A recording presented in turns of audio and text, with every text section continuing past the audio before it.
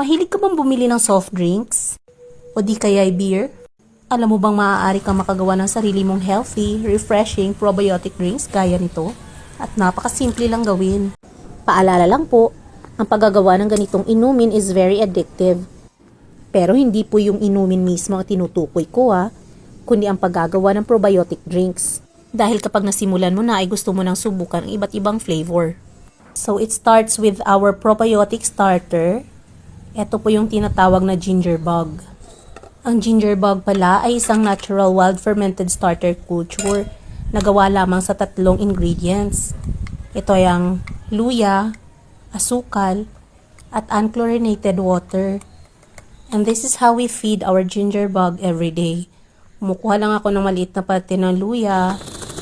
You may cut it into small sizes, pero ako preferred ko na kinakayod ng ganito. Hindi na po ito binabalatan. And then add a spoonful of sugar. I prefer brown sugar. Pwede nyo rin gamitin ang honey or white sugar. Depende po sa availability. Gagawin nyo po ito within 5 to 7 days. So, after a week of fermentation, ay makikita kayong mga bubbles sa ginger bug ninyo. Indication na pwede na itong gamitin sa probiotic drinks ninyo. Ang una kong sinubukan ay ginger ale or ginger beer. So, nagpakulo lang po ako dito ng luya sa 1.5 liters ng water at nilagyan ko ng 1/2 cup ng brown sugar.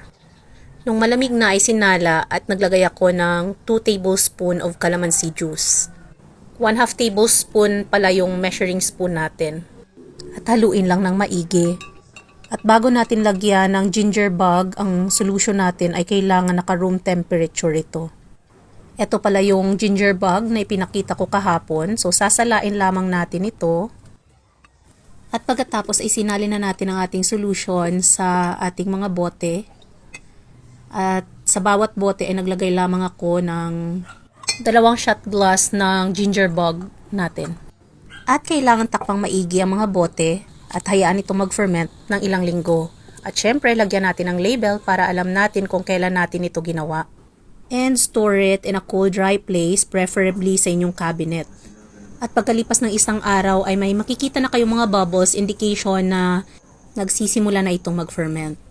At everyday ay kailangan nyo pong pasingawin ito para hindi sumabog ang inyong mga bote.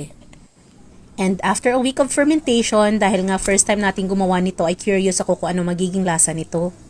At may kaibigan din tayong nagtanong kung makakalasing din ba ito. Well, subukan nyo na rin gumawa nito para ma-experience ninyo. Basta ang alam ko, sarap ng tulog ko after nito.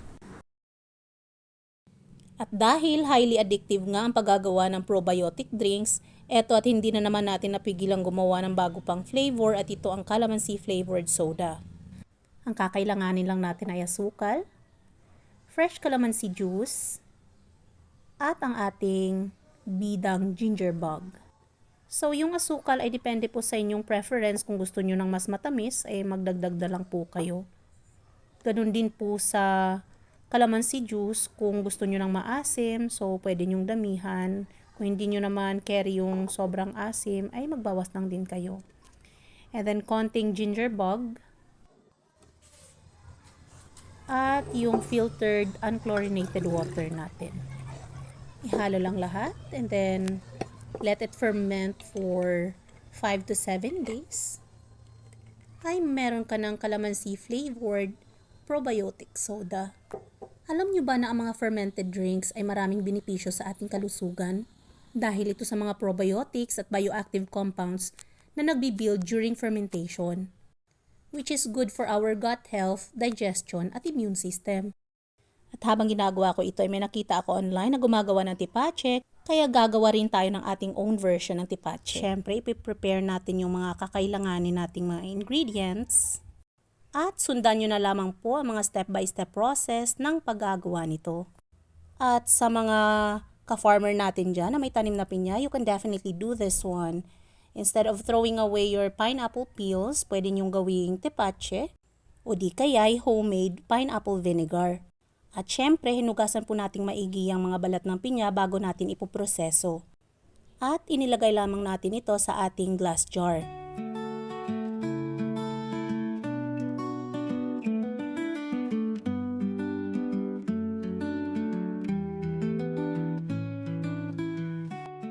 At nagdagdag tayo dito ng cloves at saka star anise. Pero kung may available kayong cinnamon, much better. Then we're gonna add a half cup of sugar.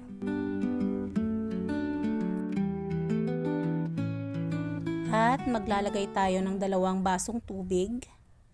It should be unchlorinated. Pwede nyo rin gamiting distilled water. At pwede rin yung pinakuluang tubig. But you have to see to it that it's already on its room temperature bago ninyo gamitin. At tatakpan lang natin ito ng hindi masyadong mahigpit bago natin itabi for fermentation. Hindi ko na pala naipakita na inalug-alug ko muna ito para ma-dissolve yung sugar na inilagay natin kanina. And then after 24 hours, ganito na po siya, merong mga bubbles.